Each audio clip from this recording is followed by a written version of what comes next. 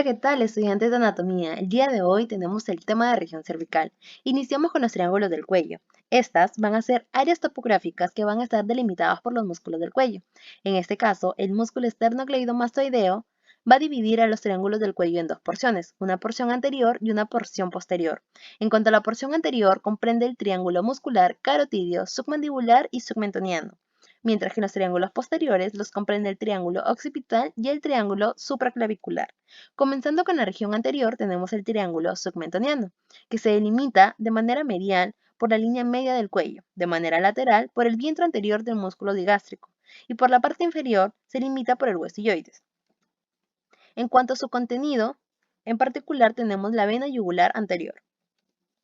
Pasamos al siguiente triángulo, que es el triángulo submandibular, que se delimita por la parte superior por el borde inferior de la mandíbula, en la parte lateral por el vientre anterior del músculo digástrico y por la parte medial por el vientre posterior del músculo digástrico. Pasamos a su contenido. En cuanto a vasos, tenemos la arteria y vena facial. En cuanto a vísceras, la glándula submandibular y los ganglios linfáticos. Y como nervio, el nervio hipogloso. Pasamos al triángulo muscular. Este se delimita de manera superior por el huesilloides, de manera lateral por el vientre superior del músculo omoioideo y el borde anterior del músculo esternocleidomastoideo. Y por la parte medial tenemos a la línea media del cuello. Pasamos a su contenido. En cuanto a músculos, tenemos a los músculos tiroideo, esternotiroideo y el esternoioideo. En cuanto a sus vasos, tenemos a la vena yugular anterior. Pasamos al último triángulo, que es el triángulo carotidio, y su límite anterior es el vientre superior del músculo omoioideo. En la parte superior tenemos el músculo estiloioideo y el vientre posterior de los músculos digástricos. Ahora, en la parte posterior se delimita por el borde anterior del músculo esternocleidomastoideo. En cuanto a sus contenidos envases, tenemos a la arteria carótida interna, al seno carótido y a la vena yugular interna. En cuanto a sus nervios, tenemos al nervio vago, al nervio hipogloso y también comprende parte del tronco simpático. Pasamos ahora sí a la región posterior. Tenemos como primero el triángulo supraclavicular. En cuanto a sus límites, tenemos al origen clavicular del esternocleidomastoideo, al origen external del músculo esternocleidomastoideo y por último la clavícula. Ahora pasamos al segundo triángulo occipital. Este va a tener un límite en el borde posterior del esternocleidomastoideo. En la parte medial tenemos con el borde del trapecio y en la parte inferior tenemos el límite con el vientre inferior del omoideo. Ahora, en cuanto a su contenido, el triángulo occipital tiene la arteria occipital, el plexo cervical, el plexo braquial, la vena yugular externa y el nervio accesorio. Ok, ahora vamos a pasar a las relevancias clínicas. La primera relevancia aquí está la ingurgitación yugular. Esta es una medida de la presión sanguínea en el sistema venoso. Entonces, esta puede ser útil en la diferenciación de diferentes formas de enfermedad cardíaca y también pulmonar. Esta condición se mide evaluando el grado de ingurgitación de la vena yugular externa cuando va a cruzar al esternocleidomastoideo. Entonces, esta va a estar presente al observarse la elevación del contexto de insuficiencia cardíaca congestiva. Ahora, otra relevancia clínica tenemos la cricotiroidotomía, que esta va a ser un procedimiento de emergencia que se realiza para establecer una vía aérea permeable cuando otros procedimientos, como la intubación, están contraindicados o también no son suficientes. Entonces, este procedimiento, ¿qué va a realizar? ¿Qué función? Que va a ser una incisión de la membrana cricotiroidea, la cual se va a ubicar directamente por debajo del cartílago tiroides y superior al borde superior del cricoides. Esta incisión se realiza dentro del triángulo muscular. Gracias. Ahora vamos a hablar de las estructuras profundas y las vísceras del cuello. Las estructuras profundas son básicamente los músculos prevertebrales, que son los músculos que se van a encontrar posteriores a las vísceras cervicales y se van a encontrar anterolaterales a la columna vertebral cervical. Se pueden agrupar en anteriores y en laterales. El primer grupo, que son los músculos prevertebrales anteriores, va a contener a 4 músculos muy importantes, como son, primero, el músculo largo del cuello. Su inserción superior va a estar dada en el tubérculo anterior de la vértebra C1, es decir, en el atlas, y su inserción inferior va a estar en los procesos transversos de C3 a C5. va a encontrarse inervado por el ramo anterior de los nervios espinales C2 a C6 y va a flexionar el cuello con rotación hacia el lado opuesto si actúa unilateralmente. El siguiente músculo es el músculo largo de la cabeza. Su inserción superior va a estar en la porción basilar del hueso occipital y su inserción inferior va a estar en los tubérculos anteriores de los procesos transversos de C3 a C6. Se va a encontrar inervado por los ramos anteriores de los nervios espinales C1 y C3. Va a flexionar la cabeza a nivel atlanto-occipital. El siguiente músculo es el recto anterior de la cabeza. Su inserción superior va a estar en la base del cráneo, justo anterior al cóndilo occipital. Su inserción inferior va a estar en la cara anterior de las masas laterales de C1. Se va a encontrar inervado por ramas de asa entre los nervios cervicales C1 y C2. Y va a flexionar la cabeza también a nivel atlanto-occipital. El último de los músculos es el escaleno anterior.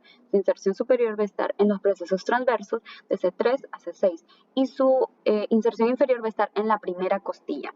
Se va a encontrar inervado por los nervios espinales de C4 a C6 y va a flexionar también la cabeza a nivel atlanto-occipital. El siguiente grupo son los músculos prevertebrales laterales. El primero de ellos es el recto lateral de la cabeza. Su inserción superior va a estar en el proceso yugular del hueso occipital y su inserción inferior va a estar en los procesos transversos del atlas. Se va a encontrar inervado por ramos del asa entre los nervios espinales del atlas y del axis. Va a flexionar la cabeza y también va a ayudar a su estabilización. El siguiente músculo es el esplénido de la cabeza. Su inserción superior va a estar en el ligamento nucal y procesos espinosos de las 6 vértebras torácicas superiores. Su inserción inferior va a estar en la cara lateral del proceso mastoides y el tercio lateral de la línea nucal superior. Se va a encontrar inervado por los ramos posteriores de los nervios espinales cervicales medios y va a flexionar lateralmente y rotar la cabeza y el cuello hacia el mismo lado. El siguiente músculo es el elevador de la escápula. Su inserción superior va a estar en los tubérculos posteriores de los procesos transversos de C2 hasta C6. Su inserción inferior va a estar en la porción superior del borde medial de la escápula. Va a encontrarse inervado por el nervio dorsal de la escápula y nervios espinales y va a ayudar a la escápula a rotar hacia abajo e inclinar la cavidad glenoidea. El siguiente músculo es el escaleno medio, que se va a encontrar su inserción superior en los tubérculos posteriores de los procesos transversos de las vértebras desde C5 hasta C7. Y su inserción inferior va a estar en la cara superior de la primera costilla.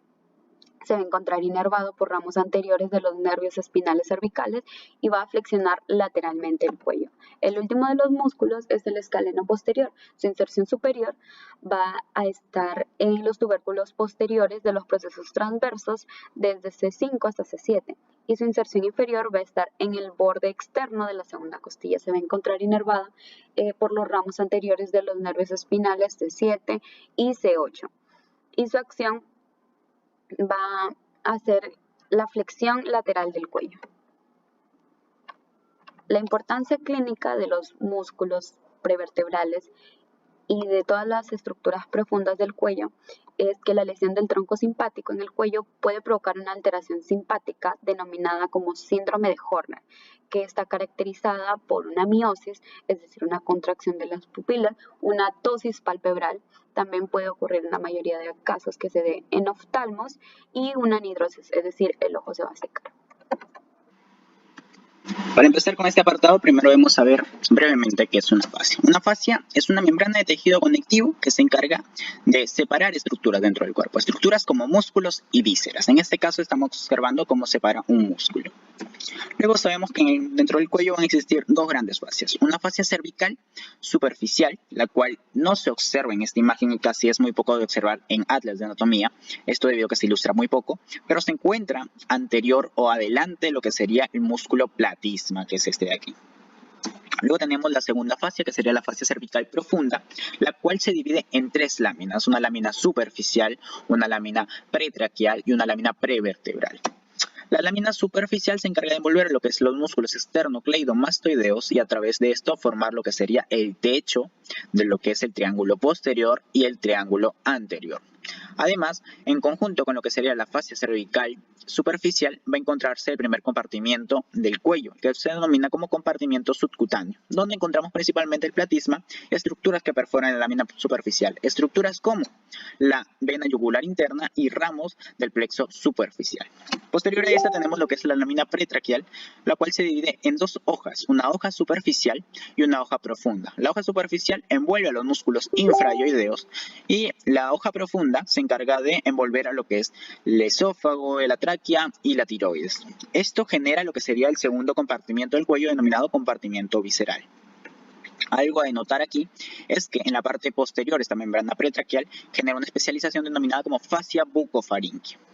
Finalmente tenemos lo que sería la lámina prevertebral, la cual envuelve a los músculos prevertebrales, los músculos escalenos anterior, medio y posterior y los músculos postvertebrales. Este también forma lo que sería el piso del triángulo posterior, si observamos bien. Además que este forma el tercer compartimiento dentro del cuello denominado compartimiento muscular. Ahora bien, este también sufre una especialización en la parte anterior denominada como fascia alar. Esto es de importancia, ¿por qué? Porque la fascia alar junto con la fascia bucofaríngea forman lo que se denomina como el espacio retrofaríngeo. Y esto es importante reconocer porque se suele confundir con el espacio peligroso, el cual no aparece en personas sanas. Esto debido a que la fascia alar se encuentra unida a la fascia prevertebral. Sin embargo, cuando hay una infección o ciertas patologías, estas se despegan formando el espacio retrofaríngeo. Finalmente, es de importancia porque este espacio peligroso conecta lo que es la base del cráneo con el diafragma. Luego, finalmente, ya para terminar, tenemos lo que es la vaina carotidia, que es una condensación de estas tres láminas y se forma en torno a lo que sería el compartimiento neurovascular, el cuarto compartimiento del cuello. Dentro de esto vamos a encontrar siempre lo que sería la vena yugular interna y el nervio vago. Aquí hay que resaltar que se suele estudiar en tres locaciones porque la arteria carótida va a sufrir la bifurcación a nivel de C4. Por lo tanto, sabemos que inferior a C4, la arteria carótida va a ser la carótida primitiva o común, mientras que en C4 vamos a observar la bifurcación. Por lo tanto, observaremos la carótida interna y parte de la carótida externa. Luego esta carótida externa sale y solo nos quedamos con la arteria carótida interna. Gracias.